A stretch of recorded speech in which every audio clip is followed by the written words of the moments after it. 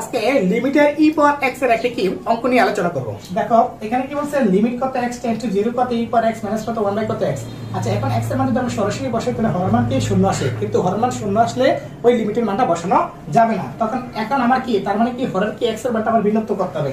এখন আমি যদি কি লিমিট কত x টেন্ডস টু কত 0 লিখি তাহলে কি ই পাওয়ার x এর একটা সূত্র দেন আমরা কি 1 প্লাস কত x বাই কত 1 ফ্যাক্টরিয়াল, ঠিক না, প্লাস কত x স্কয়ার বাই কত 2 ফ্যাক্টরিয়াল, হ্যাঁ, প্লাস কত ডট ডট কত এরকম কি অসীম পরিধি, ঠিক না।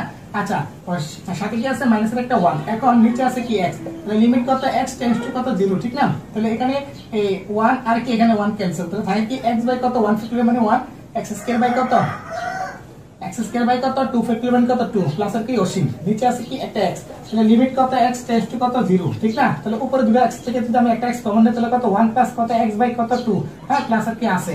এখন একটু নিচে কি x আছে, তাহলে x x ক্যান্সেল, তাহলে থাকে কি আর হরে কি আর কি শূন্য থাকে না, তাহলে লিমিট অফ কত x টেন্ডস টু কত 0, ঠিক না, 1 প্লাস কত x বাই কত 2 কি প্লাস কত ডট ডট আছে, ঠিক না। এখন আমি যদি কি লিমিটের মানটা বসাই দিই তাহলে কত 1 প্লাস কত 0 বাই কত 2, ঠিক না। তাহলে এখন যদি করে তাহলে কত 1 প্লাস 0 বাই কত 1, তার মানে এই 1 হচ্ছে কি অঙ্কের রেজাল্ট। আশা করি ক্লাসটা বুঝতে পারছি, অনেক সহজ। হ্যাঁ, আল্লাহ হাফেজ।